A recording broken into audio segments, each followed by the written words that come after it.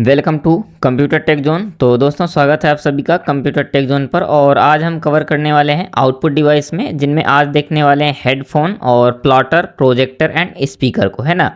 तो आइए फिर स्टार्ट करते हैं बिना किसी वेस्टिंग ऑफ टाइम के।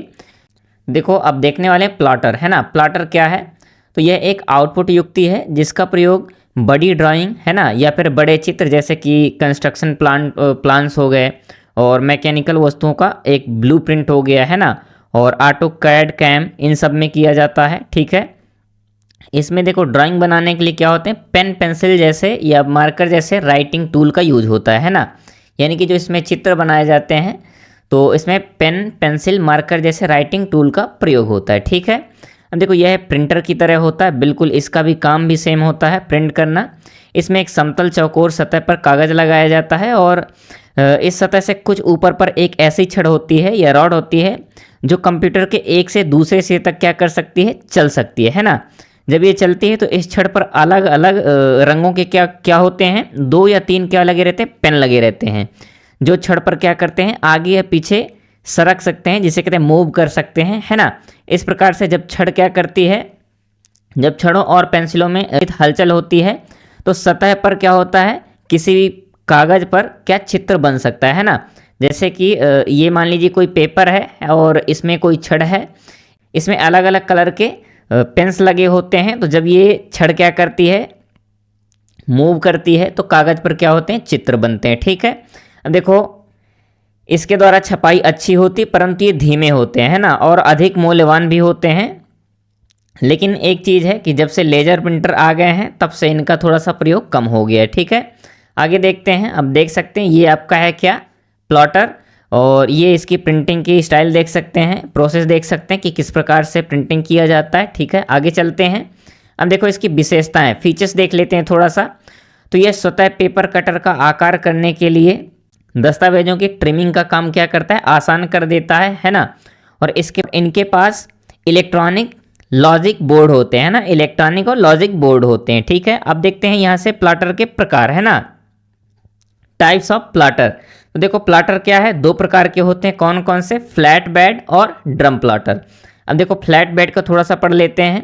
तो ये प्लॉटर साइज में क्या होते हैं, थोड़ा सा छोटे होते हैं और ये मोबिलिटी यानी कि कहीं भी रख कर प्रिंट करने की सुविधा प्रदान करते हैं। जैसे कि एक कोई छोटा सा मेज है, उसमें भी रख कर हम क्या कर सकते हैं, इससे प्रिंट कर सकते हैं।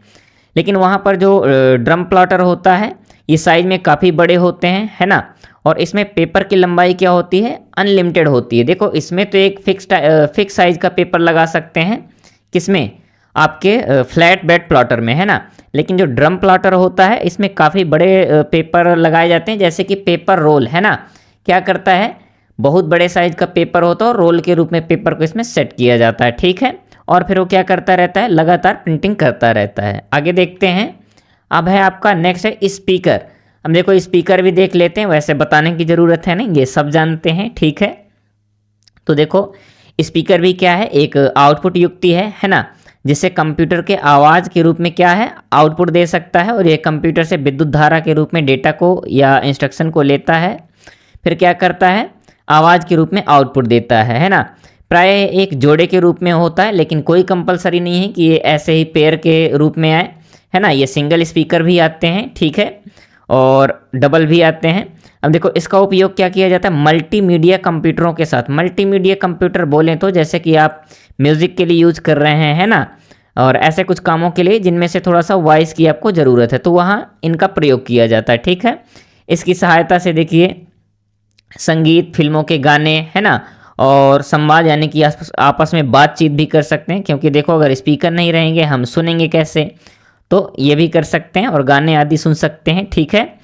स्पीकर का उपयोग करने के लिए कंप्यूटर में साउंड कार्ड का होना अत्यंत आवश्यक है। देखो, यहाँ से एक चीज़ आप याद रखना, अगर यहाँ से कोई एक क्वेश्चन बना दे कि स्पीकर का उपयोग करने के लिए कंप्यूटर में डॉट डॉट डॉट किस चीज़ की आवश्यकता होती है, तो आप कैसे बोलेंगे, सर साउंड कार्ड। ठीक है। तो इसमें साउंड कार्ड की आवश्यकता होती है। यह कार्ड मदरबोर्ड के एक निश्चित स्थान पर लगाया जाता है। देखो, पहले आते थे PS/2, है ना, PS/2 आते थे, तो ये अब तो मान लीजिए नहीं आते हैं। अब क्या आते हैं, अब USB सब आ रहे हैं USB पोर्ट से। तो USB पोर्ट में कनेक्ट करते हैं और एक इसका पिन होता है जो क्या बोलते हैं, जैक पिन बोलते हैं, है ना, ऐसे कुछ। तो उससे वॉइस उससे वॉइस ट्रांसफ़र होती है, और जो USB होती है उससे पावर। ठीक है, तो ये आपका स्पीकर रहा। आगे चलते हैं, अब देखते हैं प्रोजेक्टर, है ना। तो देखो प्रोजेक्टर यह भी एक क्या है, आउटपुट युक्ति है, जिसका प्रयोग कंप्यूटर से प्राप्त सूचना या डेटा को एक बड़ी स्क्रीन पर देखने के लिए किया जाता है। ठीक है, इसकी सहायता से एक समय में बहुत सारे लोग, है ना, एक साथ बैठकर परिणाम को देख सकते हैं। और इसका प्रयोग क्लासरूम, है ना, ट्रेनिंग रूम या फिर बड़े कॉन्फ्रेंस हॉल, जहां पर ज़्यादा संख्या में बैठे लोग या ज़्यादा दर्शक हों, एक साथ देख सकें। ठीक है, इसके लिए किया जाता है। और ऐसी जगह पर किया जाता है जहाँ पर जैसे कि मान लीजिए कोई ट्रेनिंग हॉल है, कंसर्ट हॉल है, जहाँ पर एक बड़े फिगर में क्या करना है, कुछ चीज़ें रिप्रेजेंट करनी है, वहाँ पर इसका यूज किया जाता है। ठीक है, इसके द्वारा छोटे चित्रों को बड़ा करके सफलतापूर्वक देखा जा सकता है। बिल्कुल, देखिए ये क्या होता है कि इन्हें कहीं भी लगा के आप सेट कर सकते हैं और एक बड़े साइज में किसी भी चित्र को रिप्रेजेंट कर सकते हैं। ठीक है, ये एक प्रकार की अस्थायी आउटपुट युक्ति है। देखो ये फैक्ट इंपॉर्टेंट है, यह आउटपुट युक्ति तो है लेकिन किस टाइप की, अस्थायी, है ना। आपने अगर देखा होगा प्रोजेक्टर जब चल रहे होते हैं, अगर मान लीजिए जैसे ये आपका प्रोजेक्टर लगा हुआ है और ये इस साइड को इसका क्या जा रहा है, लाइट जा रही है, और यहाँ बीच में अगर कोई बाउंडेशन आ रही है तो क्या होता है, ये आउटपुट दिखाना बंद कर देता है ना। जहाँ पर यहाँ पर मान लीजिए कि यहाँ जैसे बाउंडेशन आ रहा है तो इसका आउटपुट यहीं तक क्या रह जाएगा, रुक के रह जाएगा। ठीक है, तो इसलिए अस्थायी आउटपुट युक्ति है। आगे देखते हैं, फीचर्स देख लेते हैं। ये आसानी से कहीं भी इंस्टॉल हो जाते हैं, बिल्कुल आसानी से लग जाते हैं, सही बात है। आगे देखते हैं, चित्र या टेक्स्ट को अधिकतम बड़ा करके देख सकते हैं। ऑब्वियसली अब इसका यूज ही इसीलिए करते हैं कि किसी भी छोटे साइज को या छोटे चित्रों को क्या कर सकें, एक लार्ज एरिया या बड़े फिगर में देख सकें। ठीक है, आगे चलते हैं। अब है आपका हेडफोन। अब देखो हेडफोन भी देख लेते हैं। तो ये भी पहली बात तो ये क्या है, आउटपुट युक्ति है, यानी कि आउटपुट डिवाइस है, और एक ऐसी युक्ति है जो स्पीकर जैसा ही काम करती है, बिल्कुल स्पीकर जैसा काम करती है। इसे सिर पर एक बेल्ट की तरह पहना जाता है, या फिर बोले तो एक बेल्ट की सहायता से पहना जाता है ना। इसके द्वारा दोनों स्पीकरों को दोनों कानों के ऊपर लगाए जाते हैं, जैसे कि आप देख पा रहे हैं यहाँ पर। ठीक है, फिर क्या है, इसीलिए इनकी आवाज़ केवल और केवल पहनने वाले व्यक्ति को सुनाई देती है। देखो हेडफोन, है ना, हेडफोन और स्पीकर इनमें यही डिफरेंस है कि देखो स्पीकर की आवाज़ सभी सुन सकते हैं। ठीक है, और जो आपका हेडफोन होता है ना, जो हेडफोन है तो ओनली यूजर। ठीक है, ओनली यूजर। तो इसमें ये डिफरेंस होता है। देखो इसमें सिर्फ यूजर यानी कि जिसने लगा रखा है वो सुन पाएगा, और स्पीकर को सभी लोग सुन सकते हैं। ठीक है, आगे चलते हैं।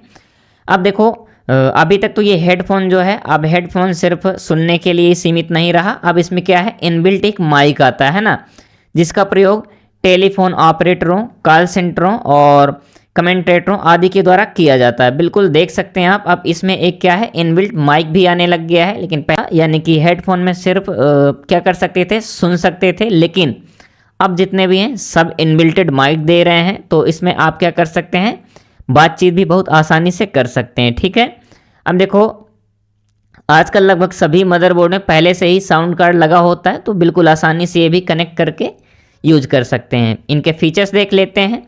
तो ये आसानी से उपयोग किए जा सकते हैं और ये सस्ते होते हैं, स्पीड और क्वालिटी काफ़ी अच्छी होती है। ठीक है, तो ये रहा आपका हेडफोन।